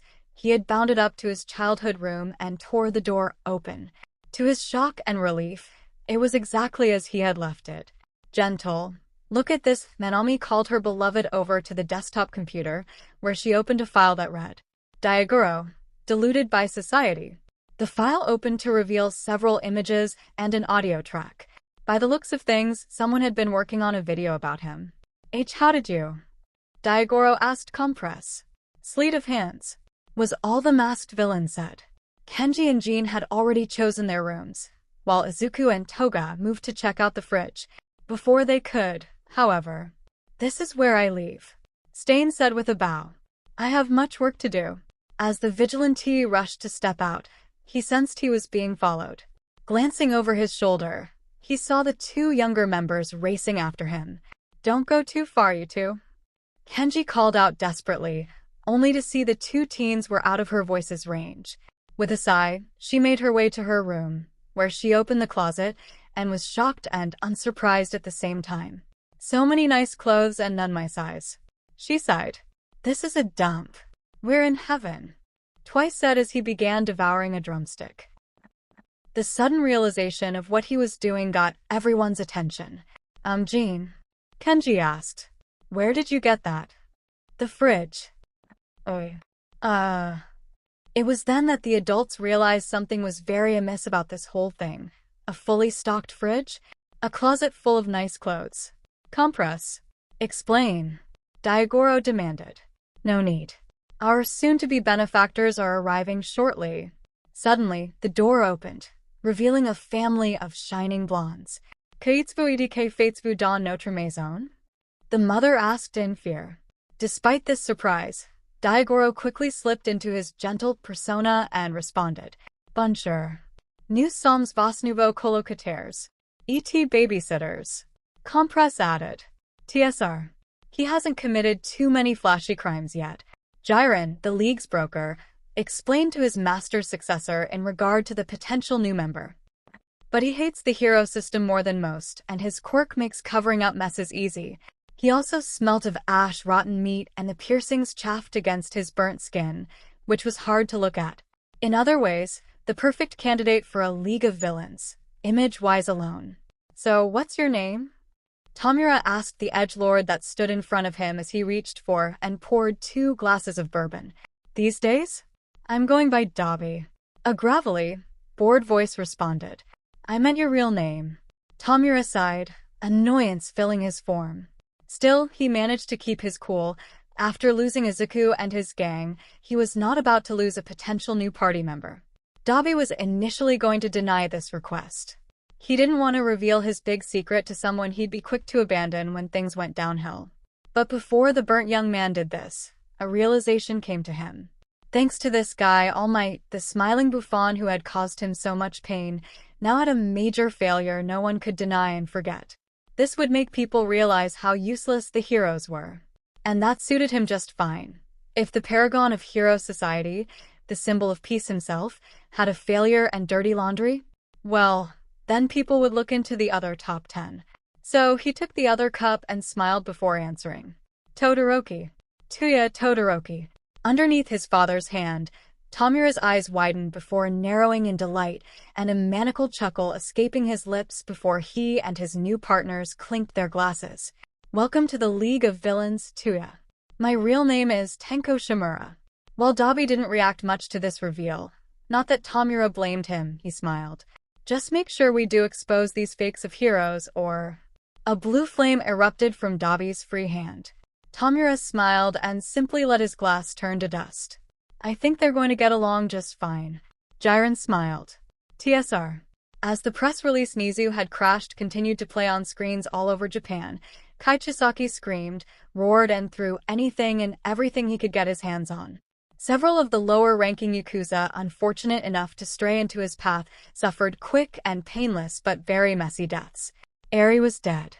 The cursed child who was the center of the Hasekai's plan, destroyed in an oil rig explosion. The fact that the ones who stole her away from him perished as well did nothing to soothe Kai's mood. If anything, it escalated it. Only Chronostasis and Kendo Rappa dared to stay near him, the former racking his brain trying to find some way of calming his friend and boss down. Sadly, his colleague was only escalating things. Concentrate what we got and grow more, I said. Rappa pointed out smugly. What if we run out, I asked. Guess they ain't so stupid questions now, huh? Under normal circumstances, such talk would have had him reduced to bloody bits and pieces. But, as much as Kai hated to admit it, the fight-aholic had a point. Eri had been taken from them a week ago, and he had never thought to keep much of a backup supply of her material. Oversight on his part. Disgusted and yet calmed by this, Overhaul fell into a chair and poured himself several saucers of sake. I might know someone who can help. The trio looked to see 𝗓𝗵𝗲, who produced the image of someone who bared a startling resemblance to TSR. Could I have been a hero? Stain had not been expecting this.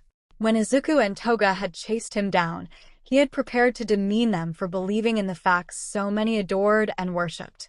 He had been prepared for Toga to try and fight him, and for him to be called out for his acts. Why? Stain asked after a minute. Why what? Izuku responded. Why do you want to be a hero? Stain's eyes narrowed as he reached for one of his swords. And chose your words truthfully and carefully. Your life may depend on them. Suddenly, he found a tiny blade at his neck. Looking to the side, he saw Toga with a razor, a serious look on her face. Before she could say anything, Izuku answered. I'm quirkless. Stain's interest was raised and kept as Izuku kept speaking. I know I'm weak and will never be like All Might or any of the other top heroes, especially now that I've helped the others sell information on other heroes for villains. But ever since I was 4 years old, all I ever wanted to do was help people. To be someone that could jump onto any scene, smile brightly, and put their fears away. To be the one who helped those who need help without being asked to, just like All Might. I just want to help and inspire others to do the right thing, because it's like All Might said, Giving help that's not asked for is what makes a true hero. Eyes widened and feeling the razor leaving his neck, Stain looked to Toga, wordlessly asking her the same question. I honestly don't care anymore. I just want to help my best friend, she bluntly said. Yes, once upon a time, she wanted to help everyone live easier in this hard life. A part of her still wanted to, no, needed to shed blood. But these days, if Izuku and the others were with her, the rest of the world could burn for all she cared, minus Eri and Mina. A bright smile, one of pure elation, crossed the hero killer's face before he simply said, yes. The two teens looked at the vigilante. Izuku Midoriya? Toga Himiko? You not only can be heroes, you already are. The dam broke in Izuku's working eye and he fell to his knees, clutching his chest as he sniffled and whimpered. Toga raced to his side and helped him up, a gentle smile on her face.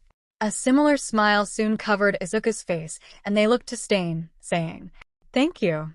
The hero killer smiled a gentle smile of his own before reaching behind his back and unclipping a sheathed blade which he held out for them. Take it, he asked. True heroes are few and far between, but you too, no matter what you have done, have the heart of true heroes. The least I can do is gift you with my most prized blade and a request. If I myself ever stray, cut me down. He placed the blade down and turned around. I hope we see each other again under better circumstances. Stain smiled as he leapt onto the next rooftop, leaving the two teens alone with his blade and words. TSR. Mayina. Toru and Kirishima especially raced towards their classmate, tears gushing from their eyes. The pink-skinned girl happily accepted the embrace, laughing and crying as her classmates rushed to her, begging for confirmation she was okay and unharmed. It was a few hours after the press conference, and Nizu was personally escorting Mina back to her class while little Eri caught up on her sleep. There will be time for full explanations. The rodent started, before a booming voice cut in. Young Ashido. All Might burst into the room and fell into a grovel, shame clear in his form, and his smile replaced with a whimpering frown. I have no excuse for my failure to prevent your kidnapping.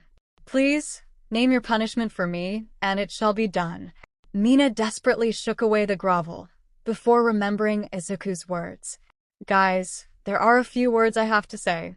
Everyone stopped and looked at her as she steeled herself. She decided to start with the teacher at her feet. All Might? Izuku wanted me to tell you that, and I quote, he is alive and corrupting your Mazer's legacy. All Might's frown vanished, his face becoming unreadable. Izuku? Ochako asked. Is that Deku's real name? Hearing her classmates, Mina turned to the other students. To all of us, Izuku said, I'm sorry. She fought to held in tears, the horrifying image of those oddballs being burned alive filling her mind. If he was sorry, he would have. Bakugo started, only to find Mina suddenly in his face and glaring at him with hate in her eyes. To you, he said, for you to take your own advice. Mina growled. He didn't say anything about what advice he meant, but considering. Katsuki, what is she talking about? A new voice cut in. All turned to see a bloodshot-eyed Inko Midoriya entering the room, accompanied by Aizawa and Kaidoji. Andy? Katsuki asked. What are you? For her own safety, Mrs. Midoriya will be staying at UA for the time being, Aizawa announced. The public has a poor track record of not causing the family of villains trouble. Besides, she'll be needed to clear up the picture. The woman made her way over to Katsuki, only to be stopped by Mina. I'm sorry, Izuku had. She started, losing her words as the dam began to break, but she steeled herself and delivered the boy's message. I am so sorry and love you so much, Mom. In spite of everything, Inko whimpered and hugged the girl, thanking her profusely before turning to her godson with a rare look of anger. Katsuki, tell me what happened. And in his aunt's presence, Katsuki did so. The one reprieve for him was that he would not be alone in telling this tale. To be continued. No more waiting. No more pushing back. Next time, tune in to find out the complete origins of this gang, from their first meetings to how Eri came into their care. After that, the rejects finally make their choice. Will they continue their path of uncertainty or choose a side? And if they do, which side will it be? Here's a little sneak peek for upcoming chapters. The lurkers and other pros involved in the sludge villain battle found themselves standing in court. TSR. Does that monkey remind you of 𝐒𝐻𝐻𝐻𝐻? 𝗧𝗂𝐵 asked. Said monkey squeaked and screamed, reaching for the two teens. 𝐒𝐻𝐻𝐻, you don't think? Toga gasped. The two teens stood there in shock, unsure what to do. TSR. Young Ishido, what am I about to tell you can never leave this room. All Might explained as steam surrounded his form. Within seconds, the titan of a hero shrank amidst the smoke, revealing a gangly zombie-like man. TSR. What is the top American hero doing calling my office? Sir Knight, I asked over the phone. I want you to look into Izuku Midoriya's future. And why would I do such a thing? So that Professor Shield and I can save him, and All Might. TSR. What are you listening to, 𝗬𝗓𝗓? Kyoka asked. A song that reminds me of Deku, Toga, Gentle, Manami, Jean, and Kenji. The little girl answered, a bittersweet tone in her voice. Your interest piqued? Well, until then, allow me to bid you all a very happy new year. 1 year ago, month after the sludge villain. A toast to 𝐬𝐻𝐻𝐻, without whom this bountiful meal would not be possible, nor would the funds in our accounts or our friendship. The three adults and teenaged boy, now sitting upright at the very least, clinked their pop cans together and took great big sips before helping themselves to the pizza they had ordered. Oh, I almost forgot, Danjiro said, reaching into his wallet and handing Izuku a thick wad of yen bills. Since an e-deposit was not possible, here is your share, 40% as we agreed. Izuku carefully took the money and put it into his backpack's innermost pocket before returning to his meal with a shy smile on his face. Honestly, I am amazed no one else has been thinking about the things you bring up. Manami beamed as she fluffed Izuku's back pillow before dapping away some cheese on her beloved's chin. Scale care products mixed with hair hardening. It makes so much sense. In such a vibrant world, it is often easy to miss the little details, even if they are staring you right back in the face. The gentlemanly villain mused. But then again, it is a good thing in our case. Thanks to your offhand notes, we are making names for ourselves in the villain community. I hope 𝗬𝗵𝗲 wasn't too hurt. Izuku mused aloud. Please, she needed the wake-up call. Kenji mused. Hero. Huh. That woman hasn't been in a fight in years. Right, Izzy? 3 years, 4 months, 2 weeks, and a day ago, she took down a mugger with multiple arms. Izuku referenced. Danjiro messed with his hair and smiled as he handed Izuku another slice of pizza. If only you'd been in my classes, oh? He mused, his mind wandering to such thoughts. If the green-haired boy had been born a generation earlier, and in his social circle, things may have been very different.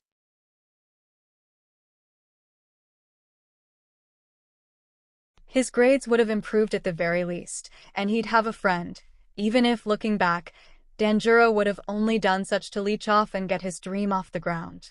On that note, the older man wished for such a thing to have happened. He adored Manami above all else but his dream and was grateful for her being in his life, make no mistake. But he wouldn't wish the loneliness he'd endured on anyone, especially not a boy with a mind that could have and would do so much for the world. I'll tell you this much. I bet the only reason 𝗬𝗵𝗲 even still has an agency is because she's hot. Kenji mused, mouthful of pizza. Kenji. The other two adults gasped in scandalized tones, the girl covering Izuku's ears. What? You're all thinking it. Kenji mused. And Izuku, as much as I love him, is not a baby. He's probably had dozens of crushes by now. Izuku mid-bite, suddenly gulped and looked to the side. Izzy. Kenji asked her unofficial charge, a worry in her tone that was reflected on the faces of her friends. They didn't want to be seen with a deca like me. He confessed, remembering the 2 times he had been brave enough to approach a girl he liked, only to be met with cruel laughs and rejection. And with that sad reveal, the hearts of the 3 adults broke even further, as did their hate for Aldera Middle School. Kenji made a mental note to leave some words on their wall when she went for her walk later on. Well, now that Gentle and I are here, we can help you win the heart of whoever is lucky enough to get your attention. Manami assured the green-haired boy as she gave him a hug before whispering, give me their names and any social media details later. I will destroy them. La Brava. Diagoro frowned. Do finish your dinner and try to keep it PG. No promises, gentle. The diminutive girl vowed, hurriedly finishing her dinner. TSR. The day of the UA selection exam. It seemed like a normal sight at first. Two teenagers, a blonde girl in pigtails and green-haired boy with an eye patch, sipping on big gulps and chatting about life. If only people paid more attention. 𝐒𝐬𝐻, you're overestimating the school board and people in general's ability to change. The girl mused. I should know. Look at how they treated us. And you're underestimating the effect of increased notice on cases like ours can bring, 𝗃𝗃. The boy, 𝐒𝐬𝐻, retorted. You've been hanging out with Manami too much. 𝗃𝗃 mused, a smile on her face. But hey, anything to keep you from dissecting every quirk in existence. 𝐒𝐬𝐻 chuckled. You sure it was okay for us to leave twice alone to reveal Gentle's birthday surprise? He asked. Also, how did he even find it? Oh, that. 𝗃𝗃 asked. His old job was handling claims paperwork for some super law firm. He snatched the paper when they fired him. If he and his clones ever got caught, the oil rig was supposed to be a new hideout. Was this before? Izuku started, not sure how to ask his question. Yeah, 𝗃𝗃 admitted. Suddenly, the two felt something hit their knees and heard a cute coo of enough. Looking down, they saw one of, if not the cutest little girl they ever seen, long black and white hair, apple red eyes, and small horn. And they saw she was bandaged, bleeding, and wearing a rag. Please, she managed, desperately hoping these two would be different. The last time she'd gotten away, a blue-skinned girl and a man in a suit and glasses with yellow streaks in his hair had handed her back to Kai's thug without so much of a word. And said man was right behind her with her latest babysitter, a horrid man who looked at her funny, following in suit. As it turned out, the girl, Eri, was lucky to meet these two. Nothing else needed to be said, not even a nod. Izuku picked up the little girl and handed her to 𝗃𝗃. The blonde girl took Eri into the alley she and Izuku had been heading towards, spying the manhole that led to their escape. Excuse me, young man. Izuku turned to see Sir Night Eye himself, the sidekick of the man what did he think of? Never mind, focus. Yo, you see a little girl running around? Little girl, black and white hair? Yeah. Apple red eyes? Yeah. Bandaged with a little horn? Yeah. Nope, Izuku said. Never seen her. Oh. The thug frowned. Well, thanks wait a tick. The thug realized, turning just in time to see the two teens were gone, as did the hero, Izuku Midoriya. Night Eye called out as he leaned down the open manhole, finding no one there. Using future vision, Night Eye saw the boy erupting into flames alongside with the girl, and decided just leave things be. However, when he called the boy's name, Night Eye did something that would change things. Hearing the pro shout his name, and in an angry tone, Izuku suddenly felt a sickness in his stomach and fell to his knees, tossing his last 3 meals as 𝗃𝗃 pushed the cart they were riding to safety. As she did this, the memories came back to Izuku. His mother, the destruction of his dream, the jeering, the bullying, All Might's words. And then everything else that had happened to him since that day hit him harder than the blow that sent him to Magna. I remember. Izuku bawled once they stopped moving, the others rushing to him and 𝗃𝗃. I remember everything. TSR. 1 year ago, 3 months after the sludge villain. There we go, nice and easy. With Kenji supporting him at his side, the green-haired boy continued to take little steps. His legs had finally healed up to an extent that he could stand up. You need anything else? Kenji asked. Water? Food? The boy shook his head, motioning to sit down for a second. This reprieve was short-lived, however. Saito. A blonde girl in pigtails leapt towards Izuku, a demented grin on her face and her fangs ready. OMG, I have been waiting forever to meet you. The masked man cheered before frowning and shooting the girl a confused look. Who is this? Who are you? Kenji roared as she rushed to defend her charge, cursing she had left her magnet with Gentle and 𝗵𝗃𝗏. Before anything else could happen, the girl bit down upon Izuku, his blood rushing through her. And then she burst into tears and pulled back. Why your blood? It's so tasty and sweet, yet salty. You're not Saito. His blood was just okay. Who are you? Despite first impressions, those words sparked the beginning of the first genuine friendship 𝗧𝗵𝗲 and Himiko Toga ever had. Kenji and Twice. Not so much. My little girls found love. Oi. Tell that punk to keep his hands to himself. You tell her that. She could have killed him. Things got better. TSR. 1 week before the attack on the USJ. Talk about a red herring. A raspy voice smirked. To think a Z-lister like you was good enough an analyzer to make old Jiren feel little. Still, anyone who can hurt the heroes like you have is perfect for our league. C-lister, my good man. And credit should be given to whom it is due. Gentle explained to the mist man and younger man wearing hands, taking the bourbon milkshake he had requested. The tips may have been from my account, but it's my protege that you must be seeking out. He then handed the drink to the person behind him, a teenage boy with green bushy hair and half of an All Might mask covering his face, while the other displayed green eyes and freckles. Said boy took the shake and took a sip, only to gag and cough once he tasted the bourbon. Smaller sips, my boy. Little sips. Gentle said, patting the boy on the back. Hi. The boy wheezed. Oi. Kurogiri, give the kid a voice. Scrambler. The hands-wearing young man ordered. No one will take him seriously with that baby voice. Kurogiri went to retrieve what had been asked of him, leaving his master to gauge the mastermind. He was not impressed. So, what exactly is your plan? Izuku managed. The older young man smiled and pulled out a newspaper which he had been using as a placeholder, evident by the wet image of All Might. We're going to kill the symbol of peace. Gentle and Izuku's eyes widened in shock and horror at first, then narrowed to one of disbelief. Really? Really? He then handed the two an exercise bag bursting with cash. And we're going to need an analyst to break down the quirks of the pawns and students. Students? Izuku asked. Yeah, the blonde lug'll be teaching. Izuku then returned the bag.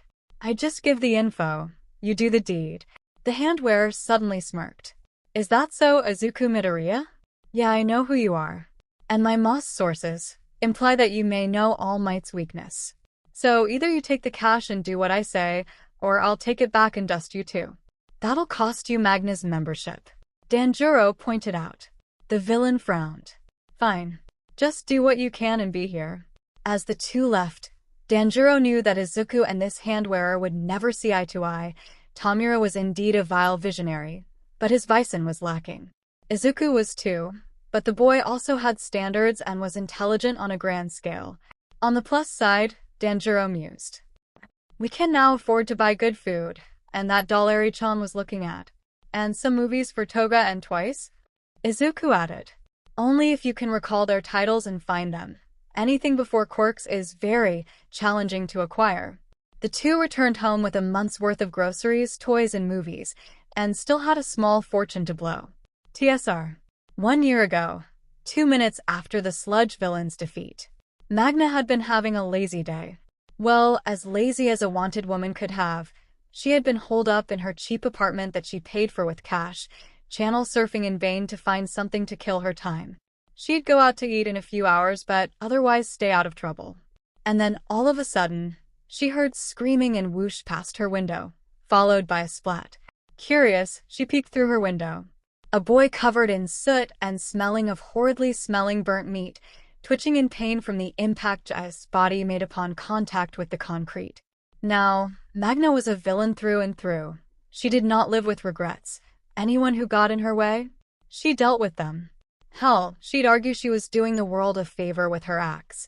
She was the Harvey Milk of her time, actually making naysayers and haters pay, unlike that tiger of the wild pussycats.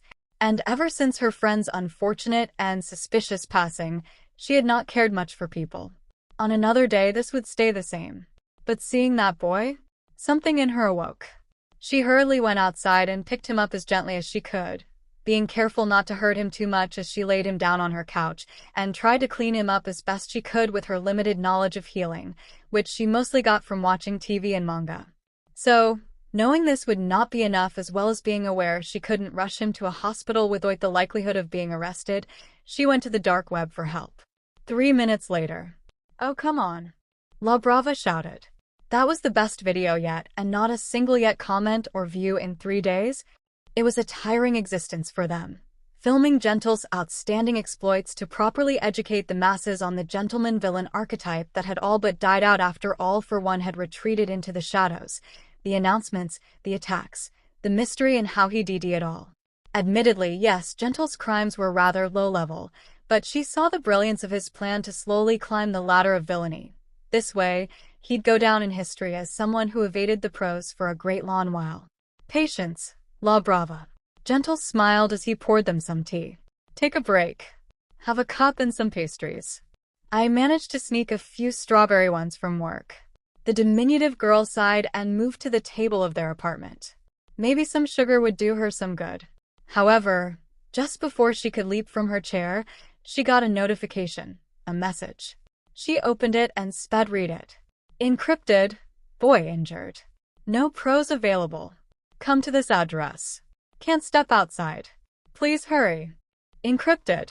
A very odd and desperate message. To be sent to them of all people. Whoever this person was, they had a few screws loose. However, out of habit, she got the address barely a half hour from them, surprisingly. Seems tea will have to wait. 𝗏𝗏 was already in his costume and reaching for the door. 𝗏𝗏. 𝗏𝗏 called out in worry and fear. What are you thinking? This whole thing could be a setup. Of that, I have little doubt, my dear. But even still, do understand I want to become a great villain, 𝗏𝗏. I do not want to be a monster. Whomever sent this also knows about us, and they seem to think we are good enough people to respond. Besides, if it is a trap, the heroes will no doubt be humiliated when the truth comes about. And with those words, her fear vanished, replaced by adoration and love for this man in front of her.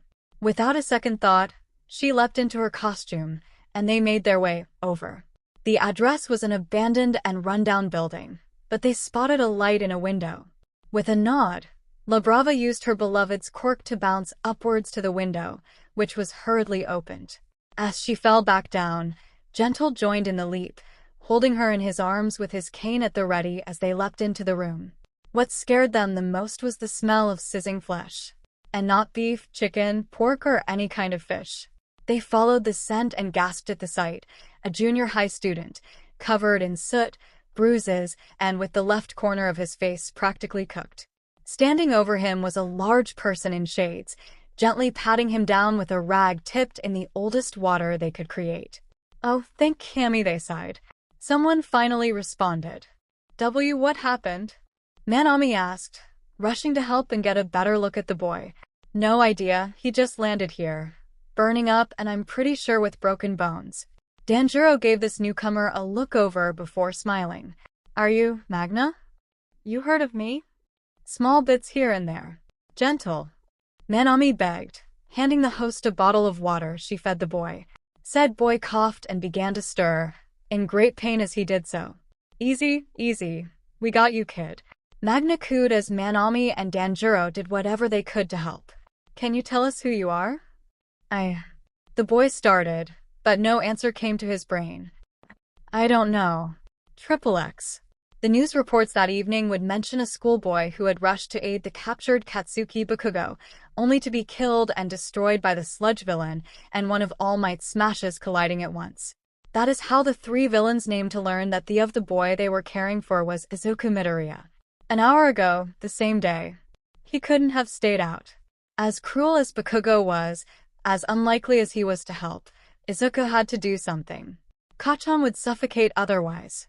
So he'd rushed in, tossed his backpack at the sludge villain and clawed at the slug to get his only friend out. In many universes, this act inspired action. And in a way it still did. What a difference.